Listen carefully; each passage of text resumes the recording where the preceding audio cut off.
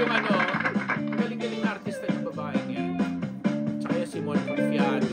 Nag-iba na ng itsura si JK Labahan. Ako, pinanonood namin talaga yung senior high, habang nag-podcast po kami. Pero this time, ang pag-uusapan naman natin, of course, ang baby ko rin. Mahal na mahal ko ito. Kagaya ni Catherine Bernardo, Julia Montes, and Alden Richards! Yay!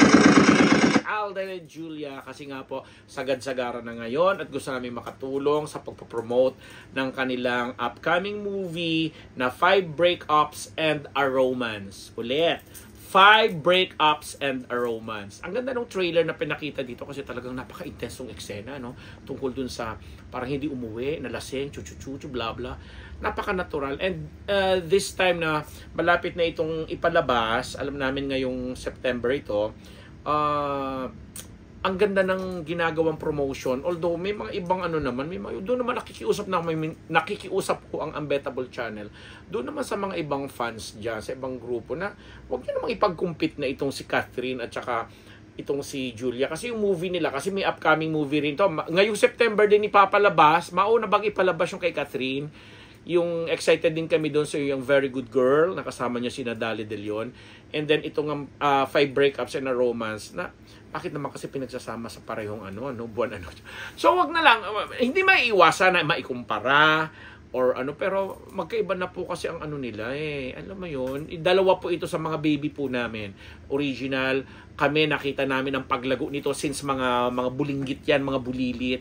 Kasi po at 57, talaga sinabi ko ng edad ko, talagang na-witness ko ang career ng mga batang yan at masasabi ko na deserve nila kung ano man yung tinatamasa nila sa ngayon. So sabihin na lang natin, siyempre nakakalamang naman talaga si Catherine being siya ang mas maraming proyekto at ang mga proyekto niya puro box office hits, ang mga TV shows niya, mga top rating kasi alam mo naman yung Kathniel fans ay talaga namang landia dyan lagi na mahal din natin, lagi nakasuporta. And this time na magsusolo si Catherine, ibang pagka-actress naman yung level na aabutin niya at gusto niyang abutin.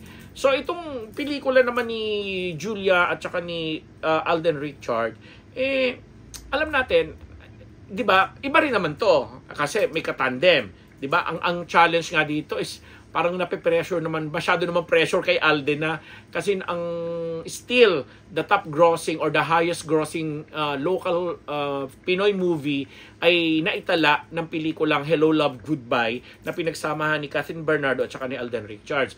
And this time na may Julia Montes, parang ang hirap naman. Ako na diretso ko nang sasabihin, mahirapan siguro talagang abutin or mapantayan man lang yung box office receipt or kinita nung Hello Love Goodbye ni Alden tsaka ni Catherine. But ito naman yung malaking but ko dito sa pelikulang 5 Breakups and a Romance, hindi naman din imposible na kumita ito. Di ba? Malaki rin ang kikitain nito kasi marami rin naman po ang nagtitiwala at naniniwala sa tambalang ito ni Alden at saka ni Julia.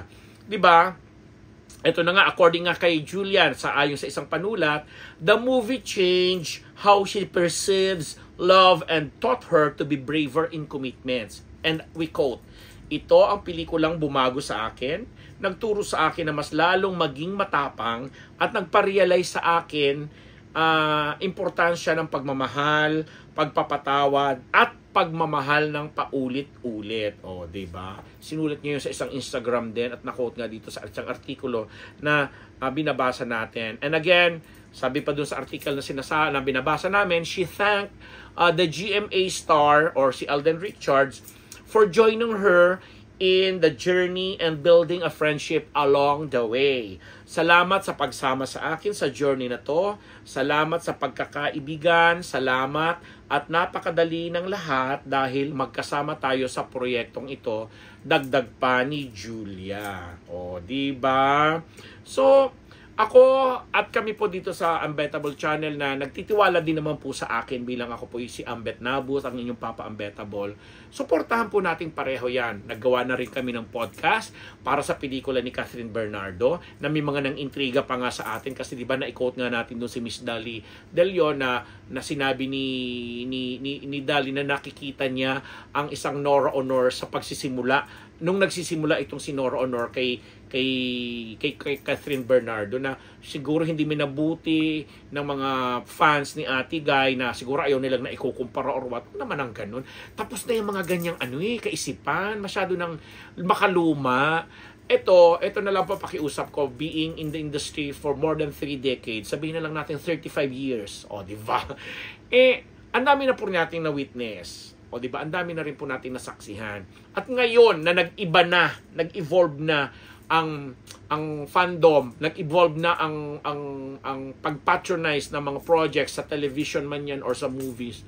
It's about time na tayo rin po mga Pilipino at pag nabibigyan naman tayo ng mga makabuluhan at magagandang proyekto gaya nga nitong kay Catherine na A Very Good Girl, kay Julia na 5 Breakups and a Romance, yung simpleng pagsuporta lang kasi sa totoo lang po talaga nakakalungkot na yung mga movies ngayon ay hindi na masyadong kumikita kumpara dati noong mga panahon talaga ng mga nauna, hindi na ko lalayong masyado, mga Nora Honor, Vilma Santos movies, mga Sharon Cuneta, Maricel Soriano, Dina Bonavis, Nuki Serna, hanggang kina Claudine Barreto at kina Judy Ann Santos. Talagang alam natin na pag sinabing hit talaga, hit. And then, ito na nga may mga pangalan ngayon, Catherine Bernardo, Julia Montes, sina Alden Richards, at ito nga sina Don Bell, sina Bel Mariano, Donnie Pangilinan, mga ganon, Daniel Padilla, etc.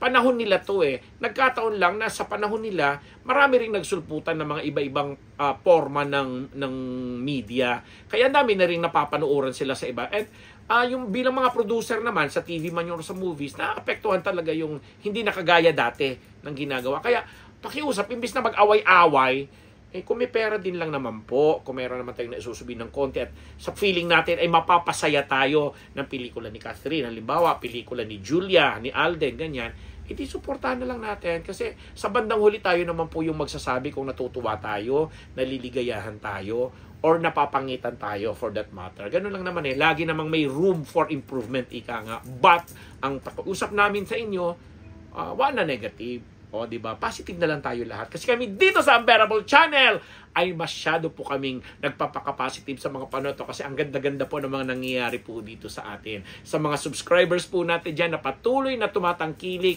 sa mga bashers natin dyan, okay lang, mambash kayo basta nakasubscribe tayo. Wala kayong karapatang mag-bash kung hindi kayo nakasubscribe. Ako ang inyong lingkod, Papa Unbearable Ambet Nabus. Nagpapasalamat po. Carry mo yun, Donita?